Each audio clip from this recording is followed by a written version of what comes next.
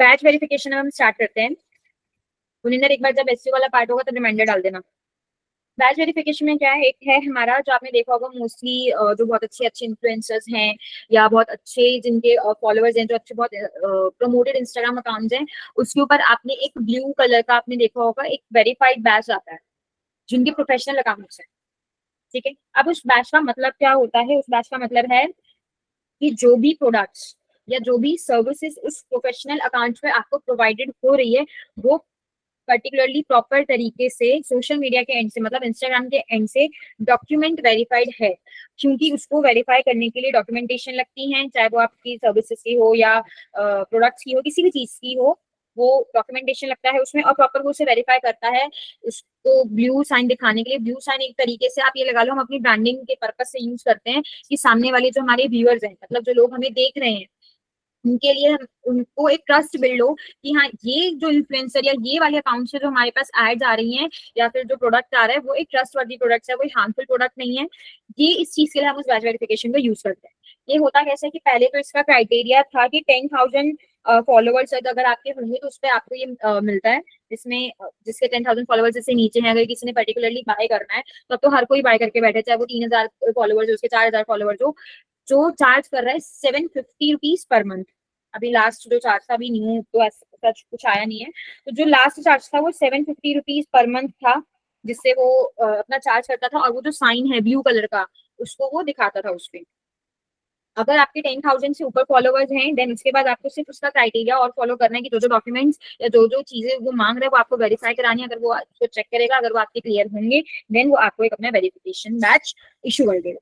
ठीक है, इसमें आपकी सारी एक्टिविटीज चेक होती है, प्रोफाइल फोटो चेक होती है, और जो भी आपका बिजनेस, जो भी आप उस प्रोफेशनल अकाउंट पे अपना बिजनेस रिप्रेजेंट कर रहे हो, वो रियल पर्सन का आपका चेक होता है। जो आपका रजिस्टर्ड बिजनेस है वो चेक होता है, एंटिटी चेक होती है, यूनिकनेस चेक होती है कि जो आप प्रोवाइड कर रहे हो वो किसी का एक्यूरेट सेम तो नहीं कर रहे, डुप्लीकेसी तो नहीं है, यूनिकनेस है या नहीं, और जो आपने नेम ले रखा है उस वो एक प्रॉपर आपका रजिस्टर्ड है या नहीं, ये सारी चीजें आपकी उसमें ऑफिशियली चेक होती हैं। तब जाके आपको वेरिफिकेशन बैच इशू होता है। अगर आप उसको 10 उसके क्राइटेरिया फॉलो होने से पहले आप लेना चाहते हो तो आपको 750 रुपीज पर मंथ उस पर इंस्टाग्राम पे करना पड़ता है, तब वो आपका वेरीफाई करता है। और अगर नहीं तो इससे बढ़िया तो आप एक 3-4 आप एड्स रन करोगे ना, मतलब आप ये लगा लो 1,000 रुपए की एड रन करोगे तो आपके 10,000 फॉलोवर्स हो जाएंगे। तो इससे बढ़िया तो मैं बस सजेस्ट करूंगी कि आप वही कर लो, क्योंकि हर महीने 750 रुपए देने का कोई फायदा नहीं है। तो फॉलोवर्स कर लो, अपने फॉलोवर्स करने के बाद अपना ओरिजिनल वेरिफिकेशन करा के उस बैच को ले लो। ठीक है, इसमें कोई डाउट? सुनिंदर, एड्स में जब आपने गोल देखा होगा इंक्रीज ब्रांड अवेयरनेस, उसमें एक फॉलोवर्स का भी है, आप उस वाले गोल पे करोगे। PABGE, TGE, उस उस वाले गोल पे आप क्लिक करोगे तो गुनिंदर आपके फॉलोवर्स बढ़ेंगे। और वो रियल होते हैं, वो वाले नहीं होते जो लोग कहते हैं ना कि हम खरीद के दे देते हैं, तो वो तो रोबोट्स होते हैं। तो उसमें वो रोबोट्स नहीं होते हैं, वो प्रॉपर आपके होते हैं। आपको बाद में अनफॉलो कर दे तो वो एक अलग बात है, पर उसमें आपको रियल फॉलोवर्स मिल जाते हैं। पर ये कि अगर आपके 100 फॉलोवर्स बढ़े हैं ना, तो हार्डली 2 या 3 ही होंगे ऐसे जो अनफॉलो करेंगे बाद में, अदरवाइज नहीं तो वो आपके प्रॉपर रहते हैं और रियल होते हैं, तो आपके व्यूज पे अफेक्ट नहीं पड़ता।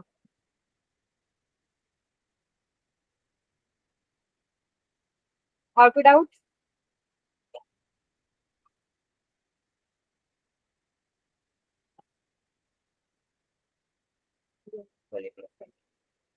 अब वो तो है ही, देखो कंटेंट के ऊपर तो डिपेंड ही है वो।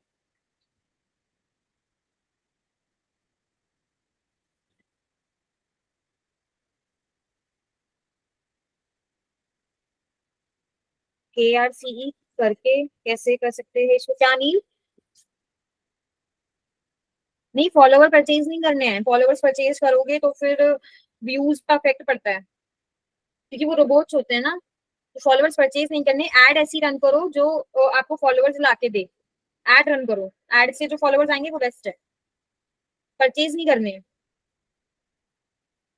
बाकी एज योर विश।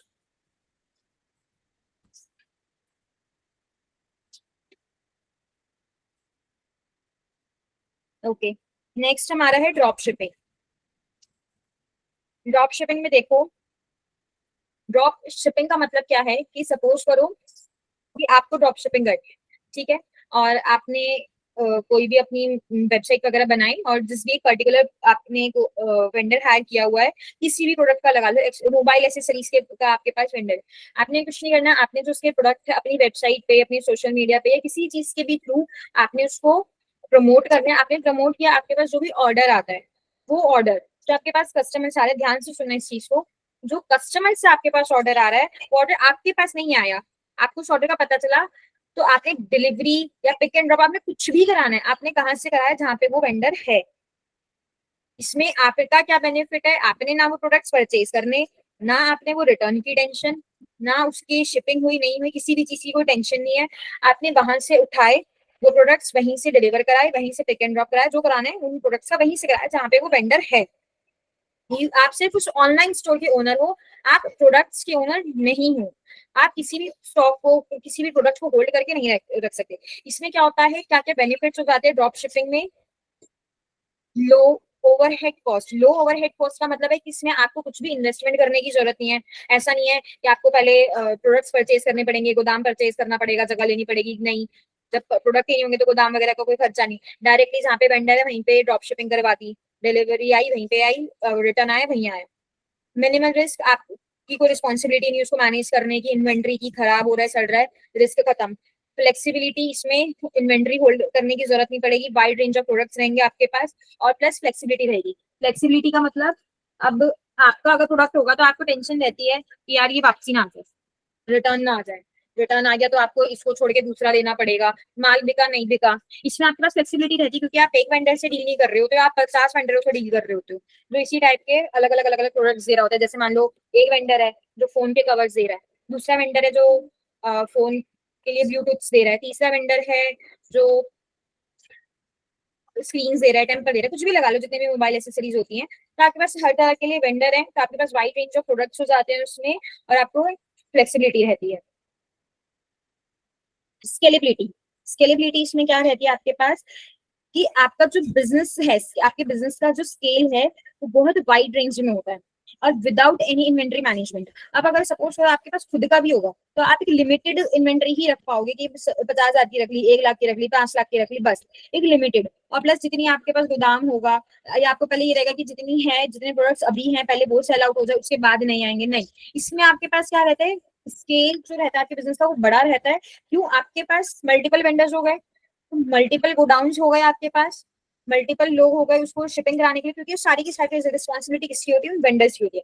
आपको उसमें क्या मिलता है, उस पर कमीशन मिलती है।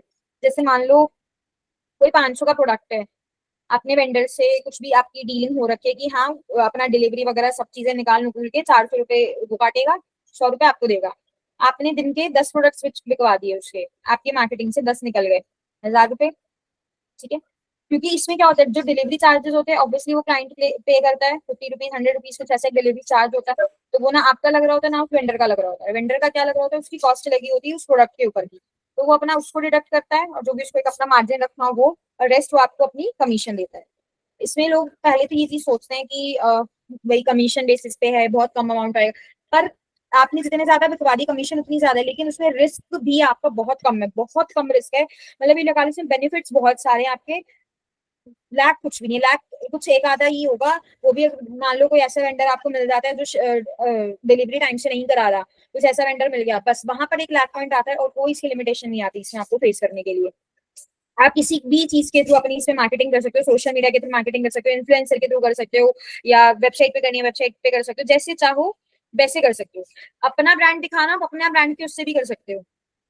जैसे कुछ भी XYZ आपका ब्रांड है, आगे लिख दिया पर्सेस, आपने भाई इस ब्रांड के पर्स या बैग्स आप दे रहे हो, तो वो आपको उस ब्रांड के छपवा के, उस ब्रांड के प्रिंट करवा के दे देगा। चाहे आप ये चीज ड्रॉप शिपिंग में करना चाहो, चाहे एफिलिएट में भी करना चाहो तो भी कर सकते हो। बस आपके पास क्या होनी चाहिए, इसमें वेंडर्स होने चाहिए। इसमें क्या है, आपको बस एक नीश वाले सिलेक्ट करना कि जो भी प्रोडक्ट्स आप सेल आउट करना चाहते हो उसका नीश क्या है। नीश मतलब कि जिसका कंपटीशन तो लो हो लेकिन प्रॉफिट मार्जिन ज्यादा हो। अब ये तो देखो हर एक प्रोडक्ट का अपना अपना है, तो जिस नीश में आपका इंटरेस्ट हो वो आप सिलेक्ट करो, और जो भी नीश आप सिलेक्ट कर लो उसके बाद उसका सप्लायर सिलेक्शन, ये बहुत जरूरी है, क्योंकि सप्लायर अगर अच्छा होगा, सप्लायर मतलब वो वेंडर सही होगा, आपको एक ट्रस्टवर्दी रिलायबल पार्टनर अगर आपको मिलेगा जिसकी प्रोडक्ट्स की क्वालिटी अच्छी होगी और टाइमली शिपिंग होगी, तो आपका ब्रांड नीचे कभी जाएगा ही नहीं। आपकी ड्रॉप शिपिंग बहुत परफेक्टली चलेगी अगर आपका सप्लायर बहुत अच्छा है। तो सिर्फ उसी दो चीजें चेक करनी है, क्या? क्वालिटी ऑफ प्रोडक्ट्स और टाइमली शिपिंग।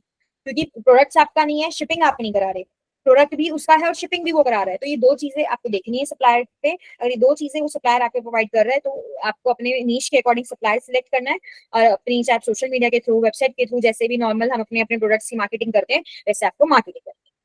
ठीक है, इसमें किसी को कोई डाउट?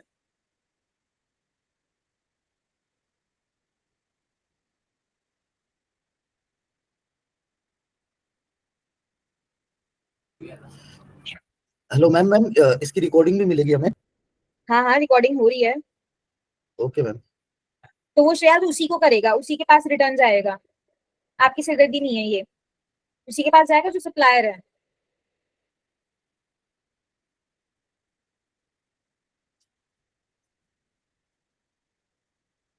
उस पे आएगी, अगर वो प्रॉपर रिटर्न कर रहा है, रिप्लेस कर रहा है, क्योंकि ड्रॉप शिपिंग में क्या होता है, रिप्लेसमेंट होती है, कि अगर ये वाला प्रोडक्ट नहीं तो दूसरे वाला, तो वो रिप्लेस कर रहा है तो उसकी कॉस्ट उसी पे जाएगी, आपके ऊपर नहीं आती। वो तो देखो सप्लायर्स के ऊपर डिपेंड है, कोई कोई मिल जाता है, नहीं तो कुछ जो कॉन्ट्रेक्चुअल बेसिस पे होते हैं तो वो ये कहते हैं कि अगर रिटर्न आ गया तो पैसे डिडक्ट। तो सप्लायर के ऊपर डिपेंड है, आपके एग्रीमेंट के ऊपर डिपेंड है ये रिटर्न वाली चीज की कॉस्टिंग।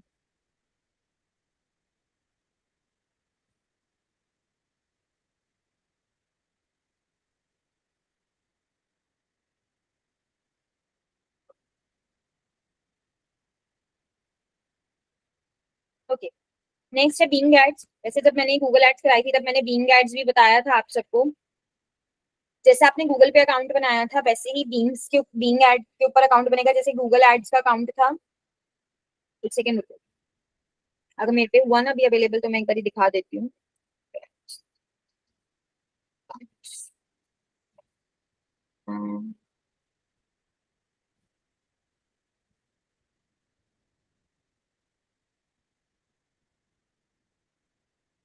सेकेंड रुको, अगर मेरा वो अकाउंट एक्टिव होगा ना तो मैं अभी दिखा ही दूंगी आपको हैंड टू हैंड।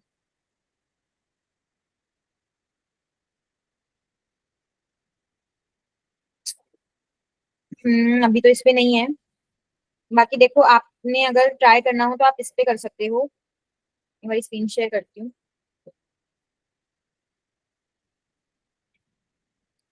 माइक्रोसॉफ्ट का जो ये अकाउंट होता है ना, आप इस पे कर सकते हो, इस वाले अकाउंट पे जाके Microsoft sign in, email, phone number जो भी आपका है। पहले तो अकाउंट, स्क्रीन बंद हो गई क्या?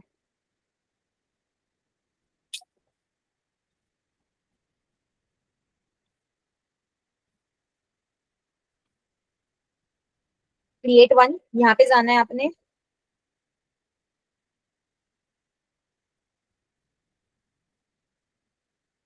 और जो भी आपका जैसे आपने गूगल पे ईमेल एड्रेस अपना जो भी यहाँ पे डाला था, वही ईमेल एड्रेस, पासवर्ड वगैरह सेम। जैसे जैसे आपने गूगल पे एड रन करी थी, जो आपके गूगल के स्टेप्स थे, सेम वही स्टेप्स आएंगे, बिल्कुल सेम एक्यूरेट। बस उसमें और इसमें डिफरेंस क्या है, उसमें आपका गूगल एड्स पे अकाउंट बना था, इसमें आपका माइक्रोसॉफ्ट पे बनेगा। बस ये डिफरेंस है। अगर एक बार किसी को ट्राई करना है, आप सभी बार ट्राई कर लेना अपने अपने पास, अपने अपने अकाउंट्स बना के, कोई प्रॉब्लम नहीं है। फिर भी कोई डाउट आते तो चाहे दोबारा पूछ ले, कोई प्रॉब्लम है इसमें?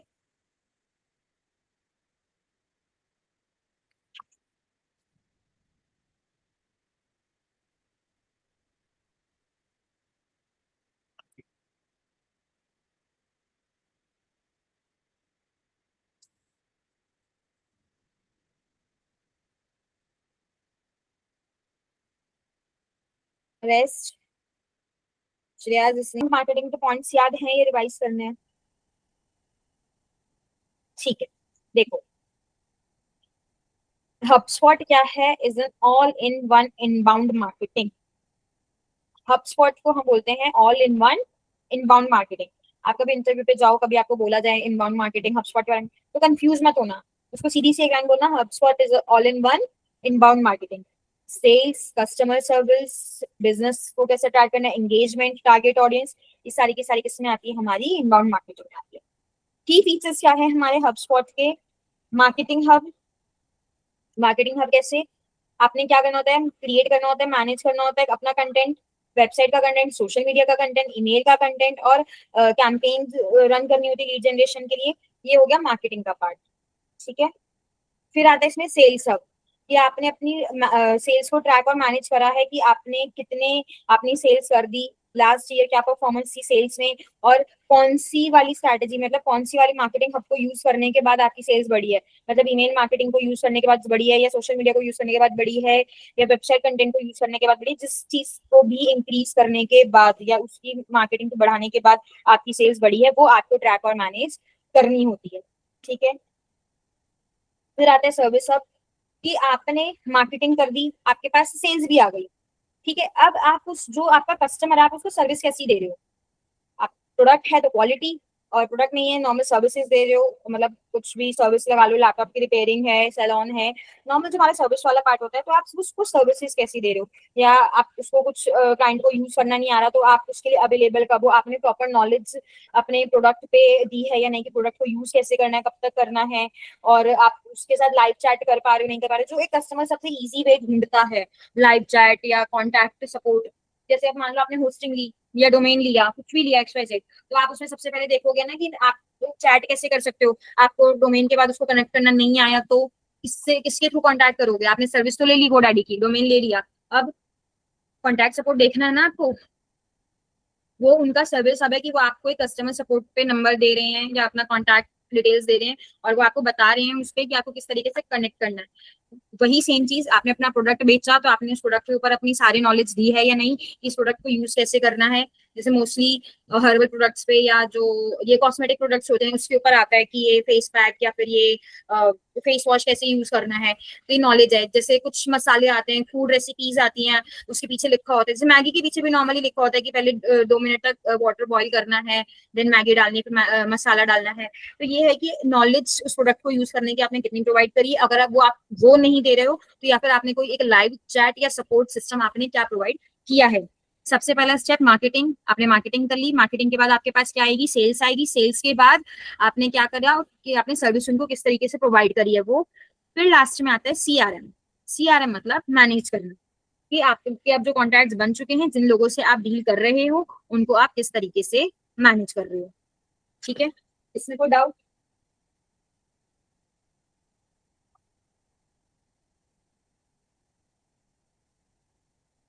कस्टमर रिलेशनशिप मैनेजमेंट, इसका हमने अलग से टॉपिक भी किया था, नहीं, कस्टमर रिलेशनशिप मैनेजमेंट, कि आप कस्टमर के साथ कैसे रिलेशनशिप बनाओगे।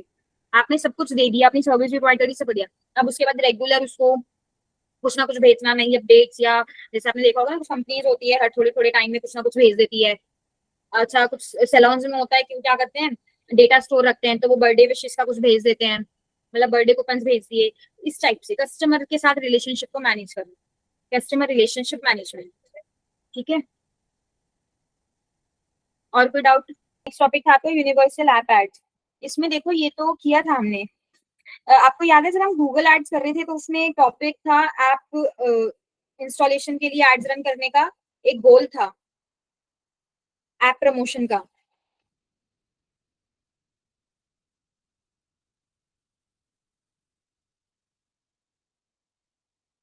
बताओ। आप सबने जब गूगल एड्स ड्राफ्ट करी थी उसमें गोल था ऐप प्रमोशन का।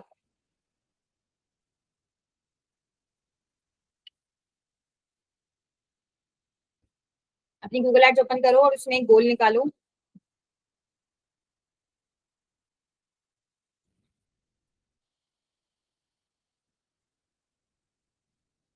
स्क्रीन शो हुई है?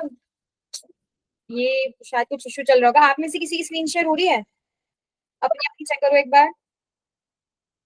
नहीं हो रही ना, कोई बात नहीं, आप सब अपने अपने पास एक बार गूगल एड्स चालू करो, गूगल एड्स में फर्स्ट गोल पे ही देखो।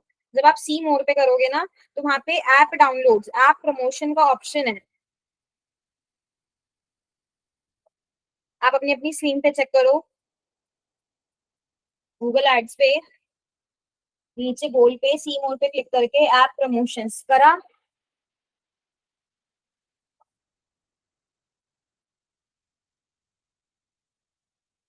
मिला सबको?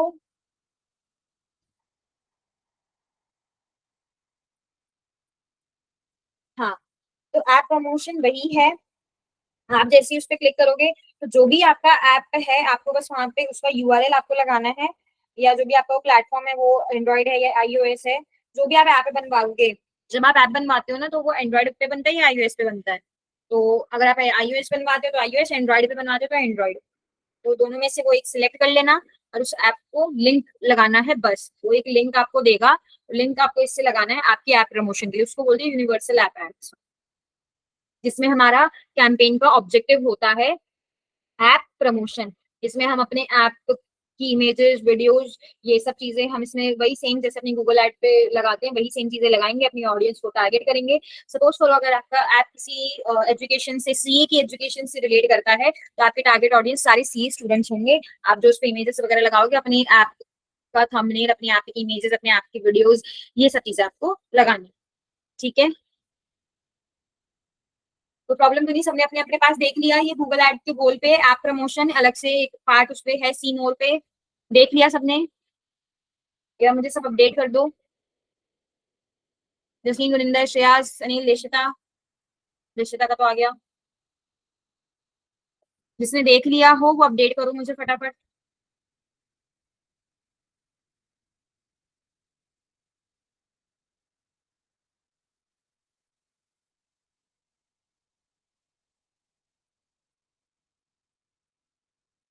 अनिल देखा नहीं अभी तक, गुनिंदर देखा नहीं,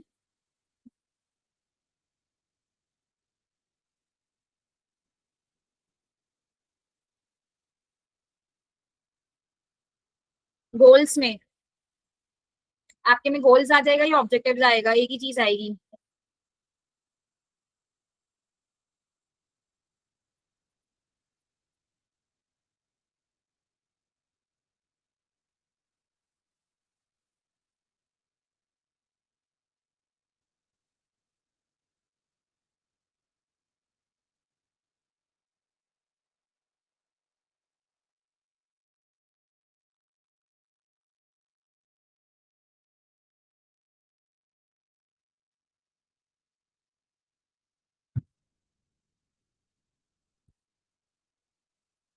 यस, जब आप ऐप बनवाओगे ना कोई भी, तो उसके बाद आपके पास उसका केपीआई और लिंक्स वगैरह आ जाएंगे, तो वो आप इससे अटैच कर सकते हो।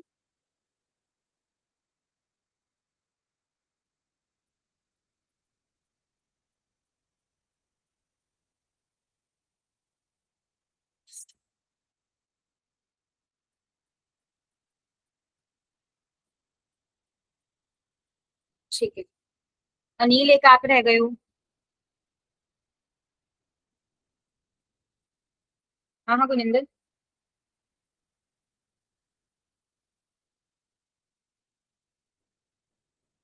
तो सबसे पहले है हमारा टेलीग्राम एड्स।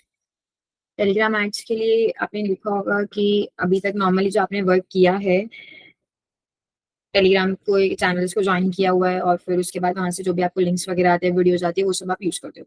ये तो है नॉर्मल आपका पर्सनल टेलीग्राम। अब आता है कि यही जब आपको इस पे एड्स रन करनी हो या अपने टेलीग्राम चैनल के ऊपर आपको अपनी सब्सक्रिप्शन बढ़वाने हो, इन सब चीजों के लिए, तो इसके लिए सबसे पहला टेलीग्राम का जो प्लेटफॉर्म यूज होता है वो यूज करेंगे, एड्स वाला प्लेटफॉर्म। मैं स्क्रीन शेयर करती हूँ।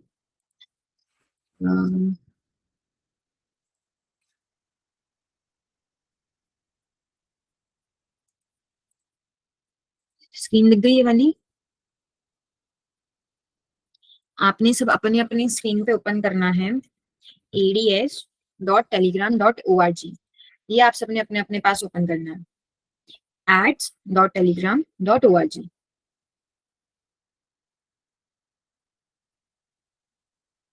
जल्दी जल्दी ओपन करो।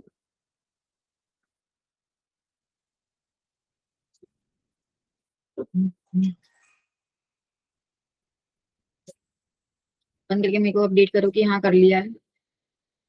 ads.telegram.org,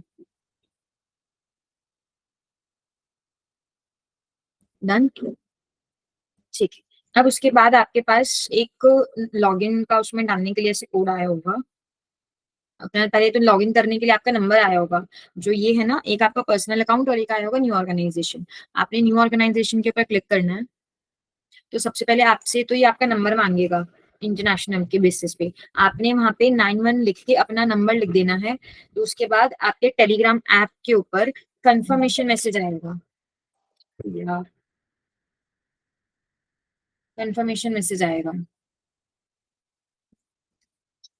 done. यार एक बारी माइक ऑन करके एक बारी बता दो फटाफट से कि कितना कितना हो गया। टेलीग्राम ऐप के फोन पे आपका जो कंफर्मेशन का मैसेज आएगा वहां से आपको कंफर्म कर देना है। कर लिया इतना?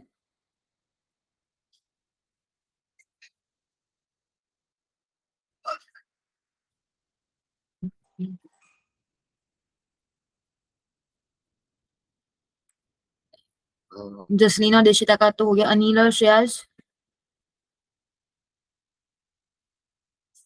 उसके बाद जैसे आप नंबर के आगे उस पर बैक करोगे, आगे कंटिन्यू करोगे, तो आपका ये ओपन हो जाएगा जैसे मेरा ओपन हुआ ये ऑर्गेनाइजेशन का।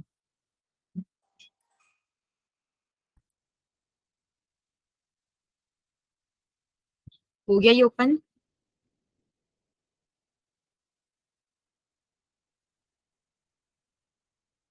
ओपन हो गया।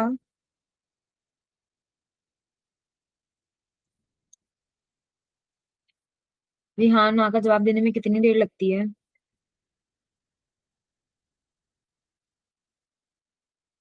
और नहीं टाइप हो रहा तो माइक को अनम्यूट करके बोल लो।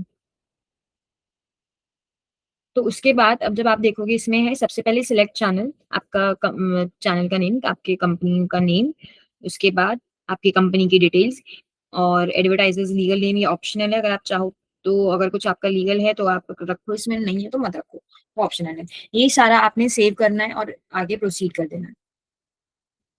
ये सारा फटाफट से रख करके मुझे अपडेट करो कि हो गया है।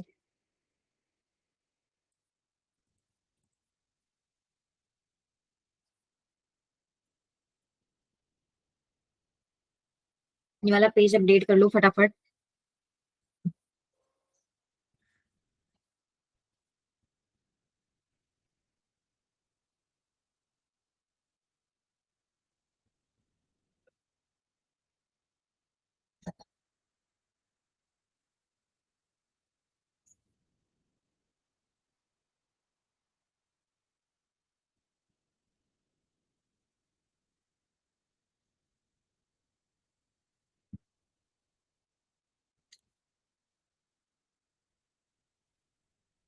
हो गया? अच्छा ठीक है।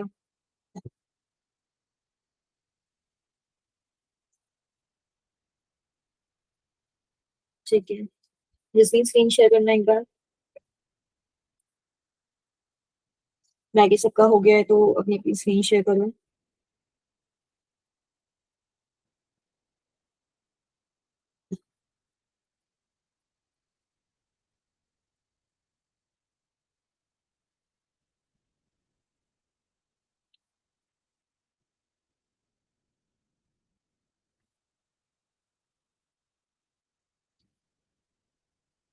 जिसकी स्क्रीन शेयर करो।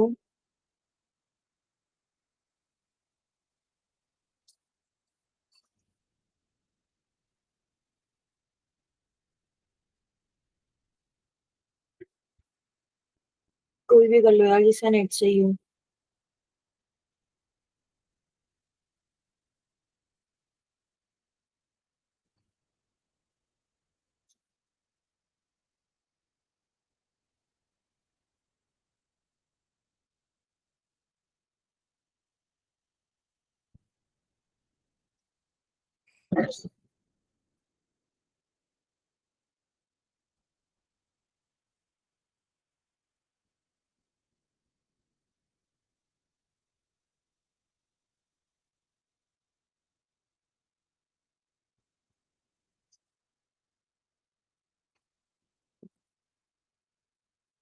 भाई किसी का नेट नहीं चल रहा है, किसी को स्क्रीन शेयर नहीं करनी है?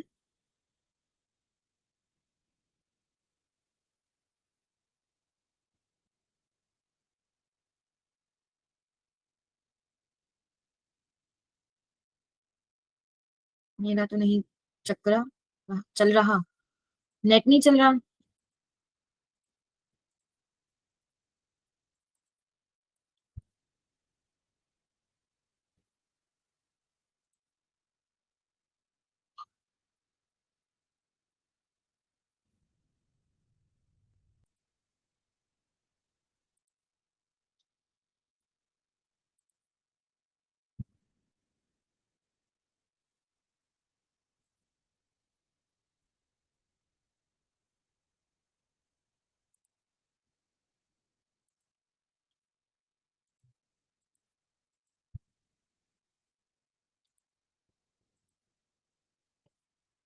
जसलीन का नहीं चल, देशिता आप ही बचे हो, तो चल रहा है आपका।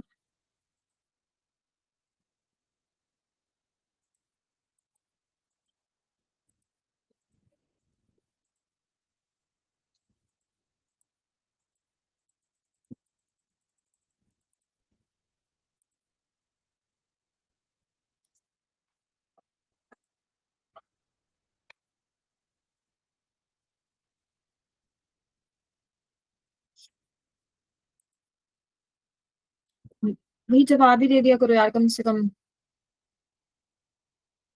सारे मोबाइल से दे रहे हो? दो मोबाइल से ले रहे हैं, दो जो लैपटॉप से ले रहे हैं, उनका चल नहीं रहा। मैं पीपीटी के थ्रू आप लोगों को समझा रही हूँ, आप अपने अपने पास प्रैक्टिकल कर लेना, कोई और डाउट आए तो मुझे बता देना। इसमें आप सबको सबसे पहले अकाउंट बनाना पड़ेगा, जो ऑर्गेनाइजेशन अकाउंट आपने बनाना है, जो कंपनी की डिटेल्स आपने डालनी है, जो अभी आपके पास आए वो सारी चीजें आपको फिल आउट करनी पड़ेगी। उसके बाद का मैं आपको दिखा देती हूँ। उसके बाद आपने वहाँ पे डेली अपनी अपडेट्स करनी है। जितनी ज्यादा आप अच्छे से उस पर डेली अपडेट्स होगी, जो भी आपका वर्क है या प्रोडक्ट है उससे रिलेटेड, आपको डेली ही उस पर अपडेट करनी है। वाई एडवर्टाइज ऑन टेलीग्राम, हम एडवर्टाइज क्यों करते हैं टेलीग्राम पे? कौन सी ऑडियंस होती है टेलीग्राम पे? एडल्ट ऑडियंस होती है, रीच लार्ज होती है और इंस्टेंट इफेक्टिव होती है। मतलब ये लगा लो कि विद इन फ्यू आवर्स आपका अच्छा खासा एंगेजमेंट रेट उस पर आ जाता है, और इसमें आप 1000 से ज्यादा अपने कैटलॉग्स को शेयर कर सकते हो। लोग मोस्टली इस पे सबसे ज्यादा एक्टिव रहने लग गए हैं। और जिसकी ऑडियंस है, छोटे बच्चों के लिए तो ये है ही नहीं नॉर्मली। जो एवरेज एज यूजर्स जो इसको यूज करते हैं 22-23 से है, 35-50 तक के लोग भी इसको यूज कर रहे हैं। तो एडल्ट ऑडियंस, अगर आपकी कोई प्रोडक्ट, आपकी सर्विस जिसमें आपको एडल्ट ऑडियंस रखनी हो, वो आप इसको यहाँ से टारगेट कर सकते हो। ठीक है। टेलीग्राम ऑडियंस इन नंबर्स, अगर हम एज की बात करें तो इसमें इंटरेस्ट क्या क्या, किसमें सबसे ज्यादा इंटरेस्ट होता है? इसमें आईटी में, फाइनेंस में, ट्रेड में, इन सब इसमें प्रोडक्ट्स के लिए बहुत कम होता है। प्रोडक्ट्स में तो क्या ही टेलीग्राम पे आप शेयर करोगे, प्रोडक्ट्स की इमेज ही कर सकते हो बस, जो नॉर्मली आप व्हाट्सएप पे कर देते हो। डेमोग्राफी, इसमें मेन का सबसे ज्यादा इस पे एक्टिव रहते हैं, 67% of man and 33% of women. Main से सबसे ज्यादा इस पे एक्टिव रहते हैं। वाई? Because of trade. ये मोस्टली आप देखोगे फाइनेंस और ट्रेड के चैनल्स बहुत सारे हैं, बहुत सारे। ठीक है। ये तो इनकम का है। CPM, median cost of 1K views for an ad post in the channel. अगर आप कुछ भी 1K व्यूज, आप मतलब ये लगा लो अप टू $25 में आपके 1K व्यूज आपके चैनल पे आ जाएंगे, ताकि लोग आपके चैनल को सब्सक्राइब करें इसके लिए। ठीक है।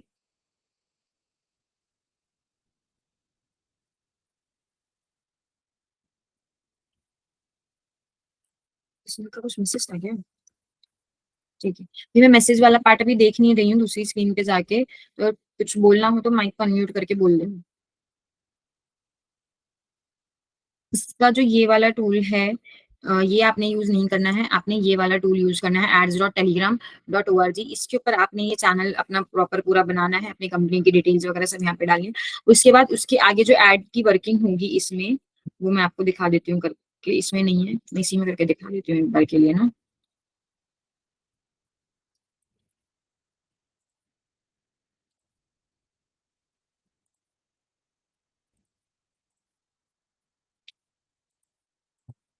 ये सब आप अपना अपना फिर बाद में बना लेना जब भी आपको बनाना हो।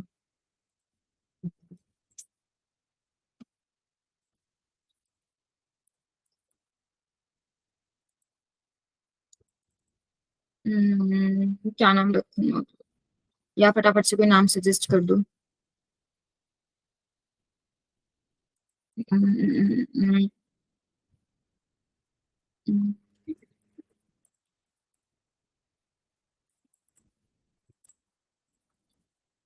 हम्म, ये भी नहीं होगा। क्या नाम रखूं? एक सेकंड रुको, मैं कुछ बढ़िया सा नाम पहले सोचती हूँ।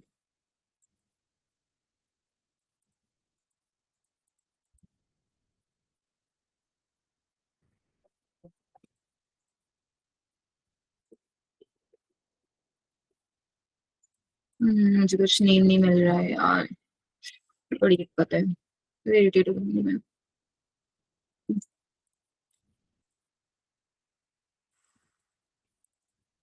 ऐसा भी मुझे कुछ कंपनी नेम नहीं मिल रहा है। आप सब अपना अपना कंपनी नेम कुछ भी सिलेक्ट करके उसको डाल के उसको क्रिएट कर लेना। और उसके बाद जो उस पे उसका पार्ट है, एड्स का पार्ट है, वहां से मैं आपको बता देती हूँ डायरेक्टली।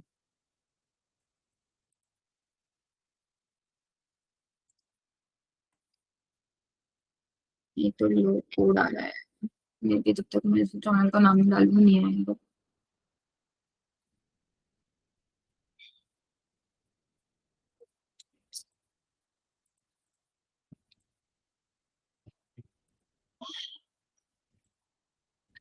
आपने जैसे आप ये चैनल वगैरह सारी चीज आप अपनी अपनी क्रिएट कर लोगे, तो आपके पास एक क्रिएट एड का ऑप्शन आएगा, create ad to start designing a sponsored message, और उसके बाद उसमें रहेगा या फिर मैनेज बजट। एक क्रिएट एड या फिर मैनेज बजट, ये दो चीजें आपके पास दिखेंगी। क्रिएट एड पे आपने सेम जैसे फेसबुक पे करते हैं क्रिएट न्यू एड, उस पे जाना है।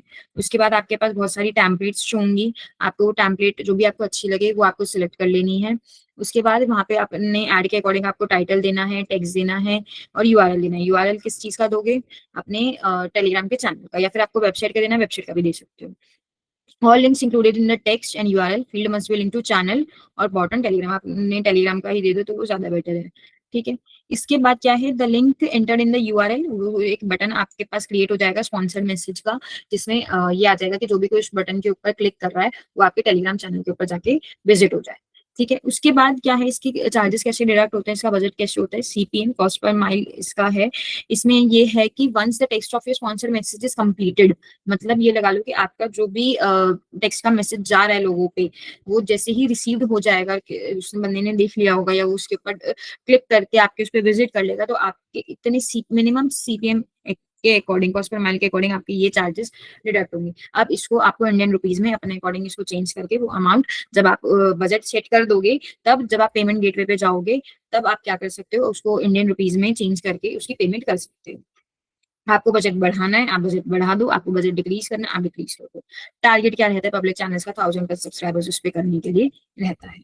ठीक है, अब इसमें जब आपकी एड प्रॉपर वगैरह रन हो जाए, तो आप उसकी टर्म्स एंड कंडीशंस एक बार पढ़ लो क्रिएट करने के बाद, क्योंकि टर्म्स एंड कंडीशंस में क्या होता है कि आपका कुछ भी जो कंटेंट वो इलीगल नहीं होना चाहिए, क्योंकि जो मोस्टली आपने देखा होगा जो टेलीग्राम पे जो चैनल्स बन रहे हैं फाइनेंस और ट्रेड से रिलेटेड बनते हैं, तो जो भी फाइनेंस और ट्रेड से रिलेटेड आप चैनल्स बना रहे हो, उसमें कुछ भी इलीगल ना हो और कुछ भी फ्रॉड वाली चीजें ना हो। आपको उसके डिस्क्रिप्शन में अपने अकाउंट पे ये सारी चीजें आपको मेंशन करनी रहेगी, that you are not a registered person. तो जो भी आप इसमें अपना फाइनेंस का ट्रेड का आप कुछ भी बता रहे हो, आप उस पर अगर रजिस्टर्ड नहीं हो तो ये सारी चीजें आपको मेंशन करनी है उस पर।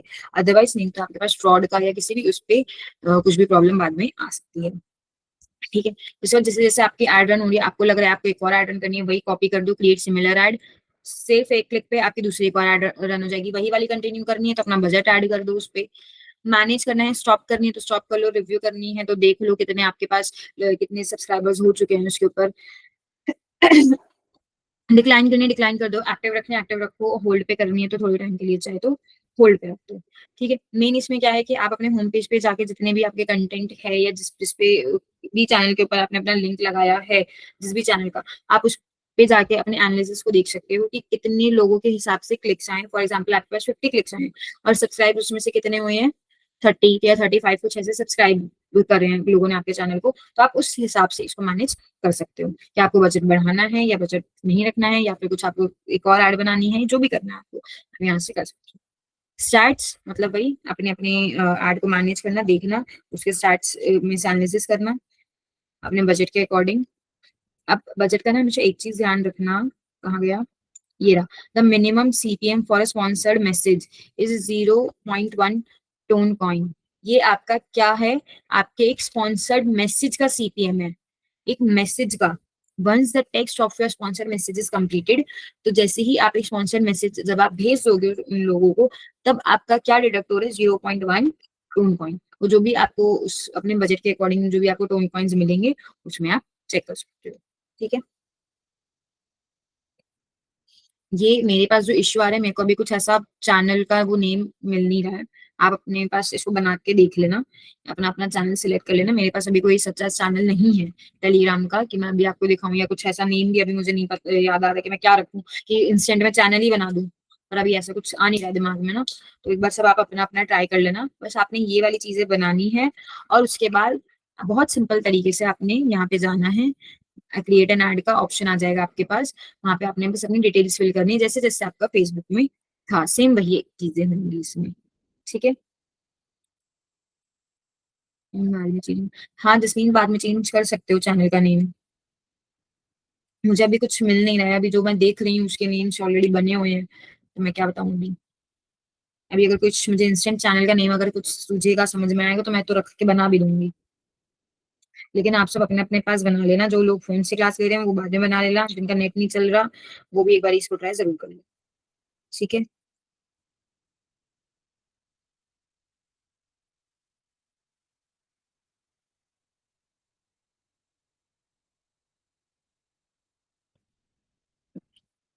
ओके, मैं एक बारी और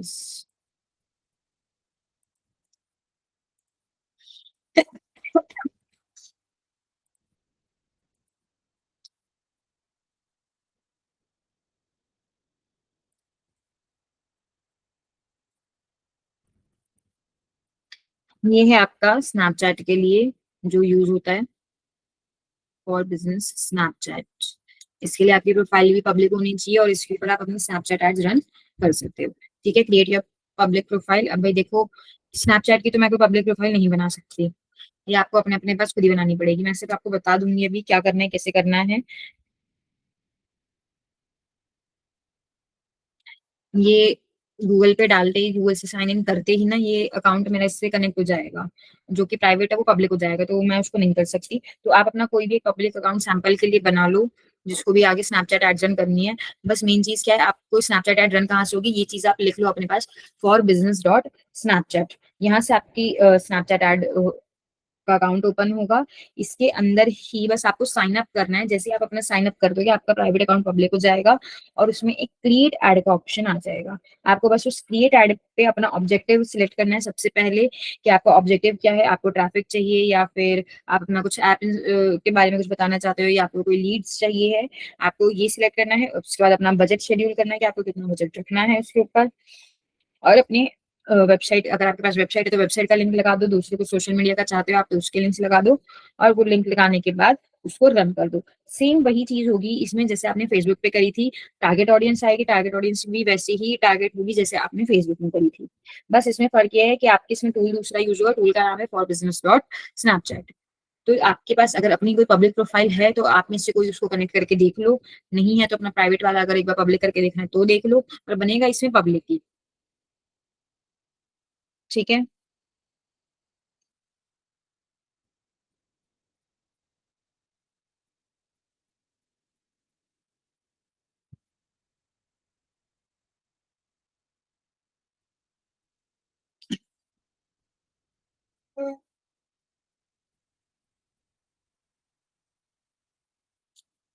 और कोई प्रॉब्लम और कोई डाउट?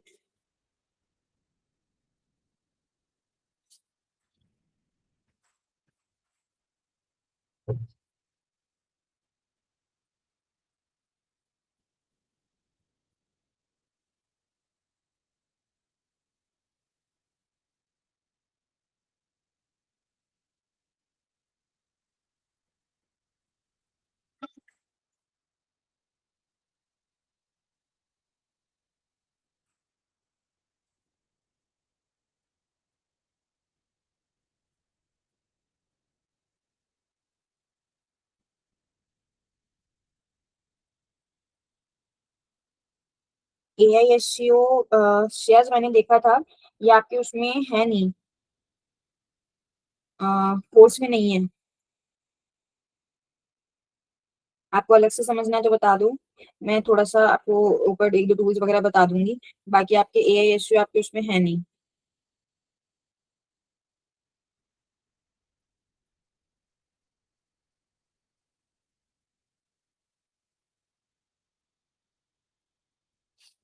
मैं टूल्स बता देती हूँ आपको। वैसे जो आपने इसके टूल्स करे थे जब हमने कंटेंट मार्केटिंग के, वो एआई ही थे। सबसे पहले तो एआई क्या है वो समझो। एआई एसईओ करने में एक आपके कुछ बेनिफिट्स हैं, कुछ आपके डिसएडवांटेजेस भी हैं। अब बेनिफिट्स तो ये है कि आपका एसईओ तो हो जाएगा, मतलब एसईओ के नाम पे आपके एनालिसिस हो जाएँगे, कंटेंट मार्केटिंग हो जाएगी, ये सब हो जाएगा। बट उसका डिसएडवांटेज क्या है कि गूगल उसको कंसिडर ही नहीं करेगा। मतलब ये लगा लो आपने एआई कंटेंट लिख दिया, गूगल तो एआई कंटेंट कंसिडर ही नहीं करता, वो उसको क्रॉल ही नहीं करेगा। तो एआई एसईओ को करने का फ़ायदा होगा नहीं। तो एआई में आप कहाँ जा सकते हो जब आपको अगर एसईओ करना है तो आप सैमरश में एक एआई का पेड वर्ज़न है, सैमरश कंटेंट शेक करके है। आप उसका पेड वर्ज़न ले लोगे तो आपको कंटेंट मिल जाएगा।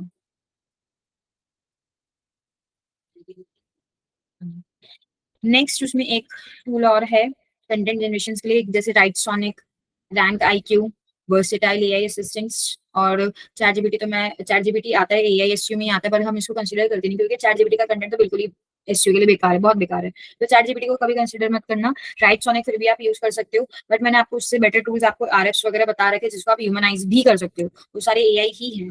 तो आपको और कुछ उसके अलावा करने की जरूरत है नहीं उसमें, क्योंकि जो टूल्स मैंने आपको बताए हैं वो एआई हैं और प्रॉपर वो वाले बताए हैं जिसको आप कंसिडर भी कर सको, ह्यूमनाइज कर सको, चेंज कर सको। राइट सोनिक, रैंक आईक्यू आप यूज तो कर लोगे, पर उसको ह्यूमनाइज फिर आपको खुद करना पड़ेगा। उससे बेटर मैंने आपको एक क्विलबॉट टूल बताया था एआई वाला, क्विलबॉट को आप कैसे आरएफ्स पे ले जाके उसको ह्यूमनाइज कर सकते हो, तो आप वो यूज करो।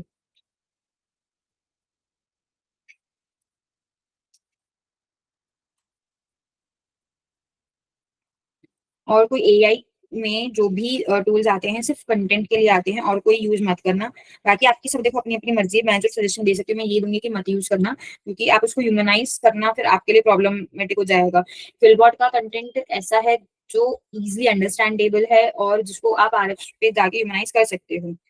बट बाकी जो कंटेंट है वो ऐसे हैं, उनकी वोकैबुलरी जब आप रीड करोगे तो आरएफ उसको ह्यूमनाइज तो कर देगा, पर वो वोकैबुलरी वही रहेगी। तो ऑब्वियसली गूगल उसको अपने आप ही खुद ही फेच कर लेगा, हाँ एआई कंटेंट है, तो उसको करने का भी कोई फायदा होगा नहीं। एट द एंड वो क्रॉल तो होगा नहीं। हाँ, आपको कोई किसी क्लाइंट को पागल बनाना हो तब आप थोड़े टाइम के लिए उसको यूज कर सकते हो कि हाँ भाई हम तो कर रहे हैं, आपका 3 महीने का कोई प्रोजेक्ट है, आपको 3 महीने का प्रोजेक्ट कंप्लीट करना है, तो आप उसको यूज कर सकते हो। अगर वो फिर रैंक नहीं हुआ तो इट्स अप टू यू।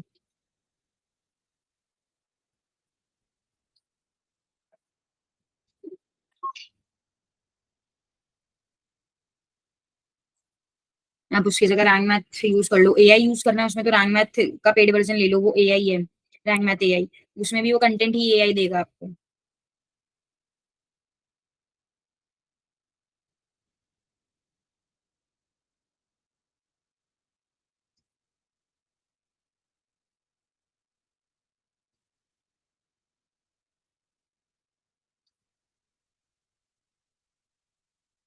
क्या चैट जीपीटी का एसईओ क्या?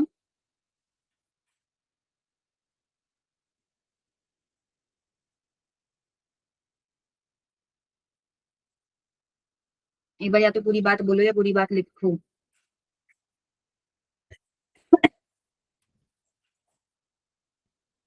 ये लिखना चाह रहे हो कि चैट जीपीटी का एसईओ कैसे करेंगे, या ये लिखना चाह रहे हो कि चैट जीपीटी को एसईओ में कैसे यूज करेंगे? चैट जीपीटी का एसईओ उस पे रैंक करने के लिए चैट जीपीटी का एसईओ कैसे करेंगे? चैट जीपीटी का एसईओ थोड़ी होता है, चैट जीपीटी का एसईओ में यूज होता है। आपको चैट जीपीटी पे कैसे रैंक होगा? आप नॉर्मली अगर आपने अपनी वेबसाइट बनाई है या आपने कुछ टाइप से कंटेंट डाला है, तो आप आपकी लिस्टिंग्स वगैरह है प्रॉपर, तो आप वहां पे उसको कर सकते हो कि आपने अपना नेम डाला कि भाई हाँ ये श्रेया राणा के नाम से ये वेबसाइट है, तो इसके बारे में बता दो। नहीं तो चैट जीपीटी आपको वही टॉप निकाल के देगा। जैसे मान लो आपने टॉप 10 डिजिटल मार्केटर सर्च किया, अब जब इसमें आपकी गूगल की रैंकिंग होगी वही चैट जीपीटी निकाल के देगा। जो टॉप आप 10 गूगल पे देखोगे वही चैट जीपीटी निकाल के देगा आपको। मेन गूगल से चैट जीपीटी का जो कंटेंट है कोई वैसा कंटेंट नहीं है कि वो खुद से बना के देता है। आप उस पर कुछ भी सर्च करोगे वो गूगल का ही कंटेंट देता है, गूगल से एनालिसिस करके ही देता है। अब चैट जीपीटी पे जाके थोड़ी कोई अपना रजिस्टर करता है ये मेरा बिजनेस है, ये है, मैं इतना रैंक कर रहा हूँ। चैट जीपीटी से पूछो जाके 10 टॉप एमबीए यूनिवर्सिटीज, वो यूनिवर्सिटीज बता देगा। तो कोई यूनिवर्सिटी वाले वहाँ पे रजिस्टर थोड़ी हुए हैं, उस पर थोड़ी करें, वो उसकी गूगल की ही इन्फॉर्मेशन होती है, बस वो उसे एआई फॉर्मेट में देता है। चैट जीपीटी का यूज कर सकते हुआ एज एन एसईओ में उससे कीवर्ड सजेशंस ले सकते हो। आप उसको बोल लो कि हाँ मुझे इस इंडस्ट्री से रिलेटेड कीवर्ड सजेशंस चाहिए, वो आपको वो दे देगा। मैम मैं एक जगह इंटरव्यू देने गया था, वहाँ क्वेश्चन पुट किया था उन्होंने कि एआई का एसईओ कैसे करोगे आप। दोबारा बोलना शायद आधी आई है मुझे आवाज, आधी नहीं। मैं इंटरव्यू के लिए गया था कहीं, हम्म। तो वहाँ क्वेश्चन पुट किया था मुझे कि एआई का एसईओ कैसे करोगे आप। एआई का एसईओ क्या? एआई का एसईओ अगर करना हो तो कैसे करोगे। मैंने भी क्रॉस चेक किया था कि एआई का यूज कैसे करूंगा एसईओ में, कि एआई का एसईओ, तो एआई का एसईओ का क्वेश्चन है। नहीं, आपको कंफ्यूजन के लिए होगा, आप उनसे बोलो कि सर एआई में जो कंटेंट है, सर मैम जो भी है, एआई का जो कंटेंट है वो गूगल का ही तो कंटेंट है। एआई में जो भी कंटेंट है, आप कोई भी एआई टूल यूज करोगे तो वो एआई जो कंटेंट दे रहा है सारा गूगल का ही तो कंटेंट है, बस वो अपने वर्ड्स में दे रहा है उसे।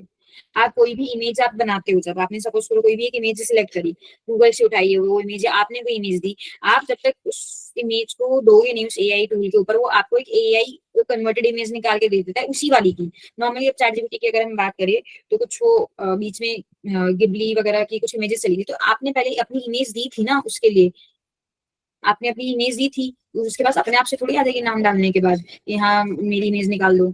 तो आपने अपनी इमेज दी थी कि इस इमेज को एआई में इस तरीके से कन्वर्ट कर दो, और अभी भी कुछ ऐसे ट्रेंड्स जैसे चल रहे हैं जिसमें वो एआई में कन्वर्ट होकर आ जाती है इमेज, तो इमेजेस देनी पड़ती है। ठीक इसी तरीके से कंटेंट में होता है कि चैट जीपीटी के ऊपर कोई उसका कंटेंट नहीं है, चैट जीपीटी पे सारा गूगल है, वो एआई अपने फॉर्मेट में देता है बस। जैसे वो इमेजेस अपने फॉर्मेट में दे रहा है, ऐसे ही गूगल का जो कंटेंट है अपने फॉर्मेट में देता है। आप उस पर कुछ भी डाल के देखोगे तो आपके पास वही कंटेंट आएगा जो गूगल पे है, वही टॉप 10 यूनिवर्सिटीज या वही वो चीजें आएंगी।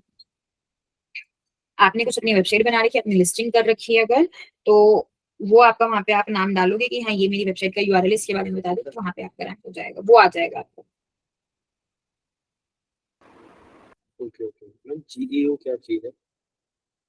क्या? जीईओ। जीईओ जीए फॉर क्या, कौन सा पूछना चाह रहे हो? जीईओ। जीईओ एसईओ में ही यूज होता है ये, एसईओ को ही बोलते हैं। फुल फॉर्म पूछ लो, क्या पूछ लो, इसका मतलब पूछ लो, क्या पूछ लो, अनम्यूट करके बोलो एक बार। वही मतलब पूछ रहा हूँ क्या है, कैसे काम करता है? जीईओ कम्प्लीटली एसईओ ही होता है, जिसमें बस ये है कि एसईओ किसके लिए यूज है, रैंकिंग के लिए यूज है। जीईओ में सारा एआई होता है बस, उसमें आपका कंटेंट भी एआई होगा, उसमें जो आपने टूल्स यूज करें वो भी एआई होंगे, वो कम्प्लीटली एआई के ऊपर बेस्ड होगी, जिसको हम ये बोलते हैं जनरेटिव इंजन ऑप्टिमाइजेशन। तो ये रैंकिंग में इतना ज्यादा कुछ खास यूज नहीं होता। करते हम इसको क्यों है, एसईओ के लिए ही करते हैं, होता एसईओ की तरह ही है, बट कंप्लीट एआई होता है ये, कंप्लीट एआई। जैसे अगर आप रैंक मैथ एसईओ भी अगर आप यूज कर रहे हो इसके अंदर, तो उसका भी आपको एआई यूज करना रहेगा, इसमें जितने भी एआई टूल्स है वो यूज करने रहेंगे, दैट्स इट।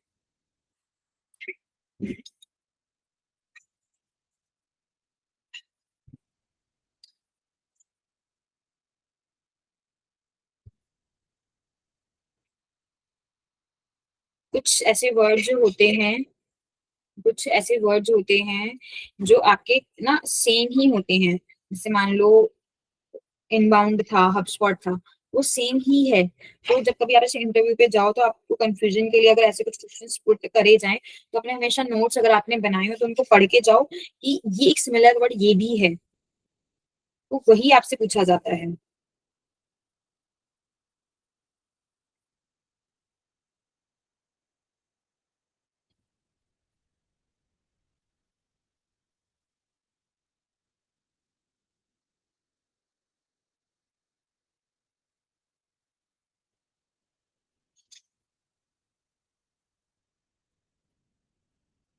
नहीं जसलीन,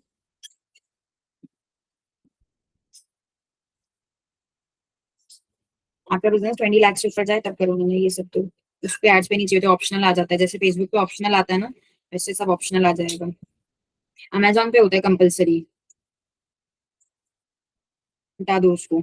अमेजोन पे होता है कंपलसरी कि उस पे आपका जो भी प्रोडक्ट वगैरह है आपको उस पे जीएसटी कराना ही पड़ता है, मतलब जीएसटी लेना ही पड़ता है।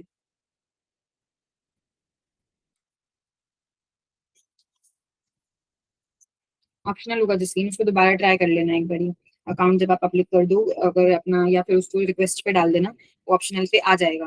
बिकॉज कोई भी, अगर आप स्नैपचैट पे आप कुछ भी कर रहे हो, अगर आपके पास प्रोडक्ट नहीं है, वो नहीं है, अगर आपकी इनकम 20 से उस पे नहीं, 20 लाख से नीचे है, तो आपका जीएसटी हमेशा ऑप्शनल ही रहेगा। स्नैपचैट तो वैसे भी सोशल मीडिया की पब्लिक फिगर है, मेल डाल देना, उस पर कोई इशू नहीं है, वो आपका ऑप्शनल ही रहेगा। वो उन इन्फ्लुएंसर्स के लिए आता है जिनकी मंथली इनकम 20 लाख से ऊपर जाती है। और एक बात बताओ, शायद आपकी वीडियो नहीं आ रही, आपकी तो बहुत टाइम से नहीं आई है, स्टार्टिंग में एक दो आई थी बस, उसके बाद बाकी सबको मैंने अभी कंटेंट दिया नहीं है, बाकी सबकी तो टाइम से आ रही है, शायद आपकी की वीडियो नहीं आई है, सिर्फ दो, जो वही स्टार्टिंग में दो आपने बनाई थी, इसलिए आपने मेकिंग वीडियोस लिखी ही नहीं उसमें। उसमें बाकी जसमीन और शायद अनिल की भी दो दो थी, और दिशिता की 18 या 14 समथिंग कुछ थी। क्योंकि आज कल से रेगुलर हो जाएंगी, तो अपनी कोशिश करो अपने अपने रिमार्क्स उस पे ज्यादा से ज्यादा करने की। जैसे जैसे 30 कंप्लीट होती जाएगी आपका सर्टिफिकेट इश्यू हो जाएगा।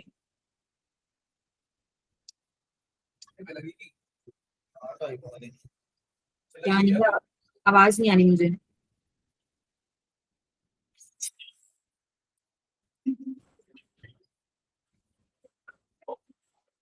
ओके, जा सकते हो आप सब, अगर हो चुका है तो कंप्लीट। बाकी इसके अलावा कभी आपको बाद में भी कभी कुछ डाउट वगैरह लगे तो मुझे बता देना, समझना हो पूछना हो तो बता देना मुझे।